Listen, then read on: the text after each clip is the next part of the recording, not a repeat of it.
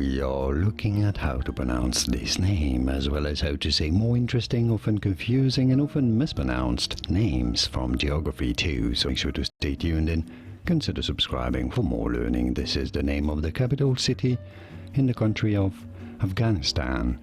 How do you say it? There are two different ways of pronouncing it. It is either said as Kabul, Kabul, with an emphasis on the second syllable, although it is also pronounced correctly, especially in the US, as Kabul, Kabul, with an emphasis on the first syllable, Kabul or Kabul. And now you know. Here are more videos on how to pronounce more names of cities and countries around the world whose pronunciations aren't always obvious, many get them wrong. You won't after watching those. I'll see you there to learn more. Thanks for watching.